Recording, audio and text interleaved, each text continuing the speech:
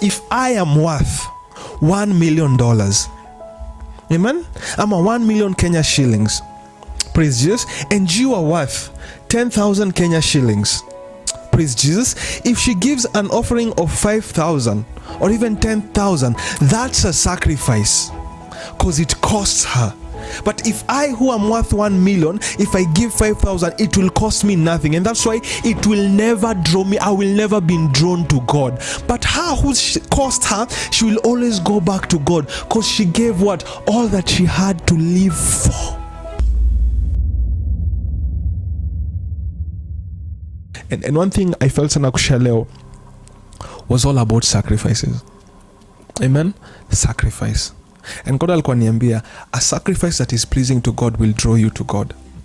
A sacrifice that is pleasing to God. And notice the word, it's sacrifice.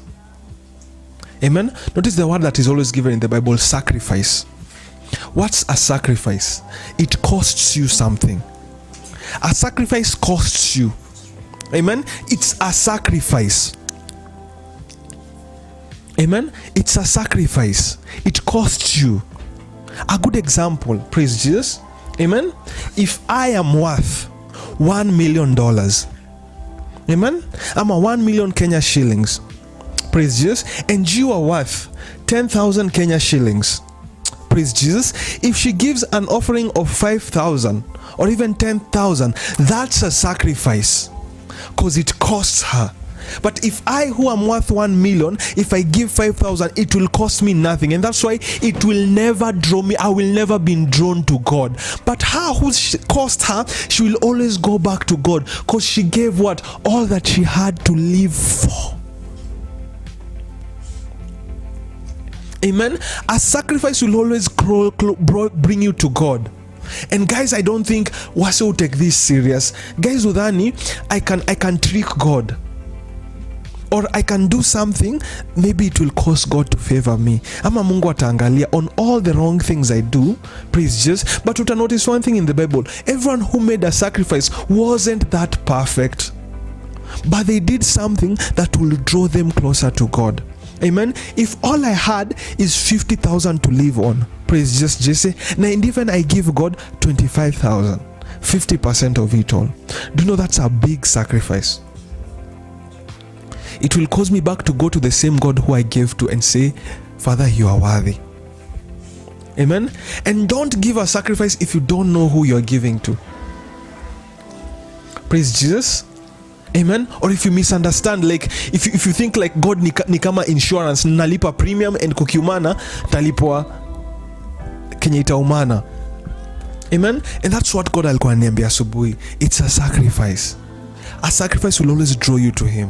A sacrifice will always keep you to him. An example alinipatia was finances. And that example, the lady who gave all that she had. Ukiangalia in the Bible, all the people who their sacrifice was pleasing to God are people who gave the best of what they had to live for. Praise Jesus, Jesse, is if I have 10,000 between me and poverty and I decide I give God 5,000. Do you know that costs me? That's half 50%. Or even 7,000, or even the entire 7,000, 10,000, right? But see, if someone else has 1 million, but decide, I'll give God 5,000, praise Jesus.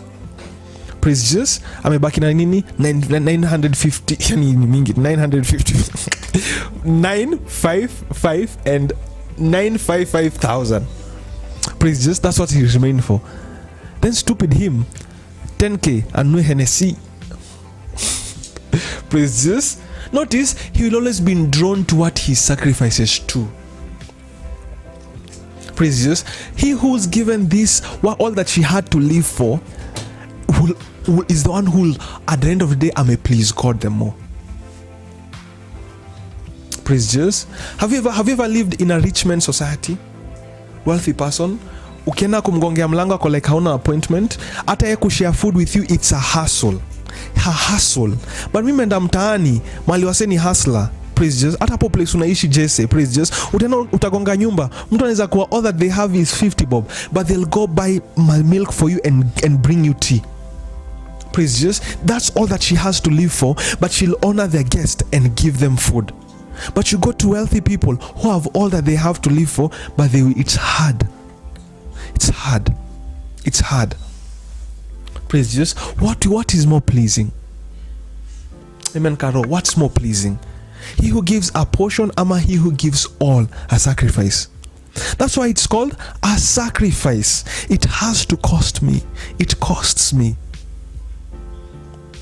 Praise Jesus. And if it costs you, it will keep you in God. You will act certainly to force. You will go back to God. Praise Jesus. Amen. Amen. Amen. Me usually tell people, watu wananiambianga, hata naweza sema hivi blankly, stop telling people to pray for you, man, and go be God. Inaka crazy things, inaka crazy statement, yet kuna place ya someone praying for you. Praise Jesus. Amen. Yet kuna place ya someone praying for you. But if you don't make a sacrifice, if you don't give yourself to God, quit telling people to pray for you. Praise Jesus. Because we understand one thing, Jesus even ain't praying for you. Because Jesus, kwa scripture alituambia, he's praying for people who will believe and who have believed. If you don't believe in Jesus, stop wasting your time. Ama mko like Arnold. Praise Jesus. Amen. Amen. In John 17, Christ alisema, I've prayed for you and I've prayed for them who will believe thereafter. Because aim of God is to get people to believe in him. Meaning in heaven where Christ is seated on the throne, he's praying for who?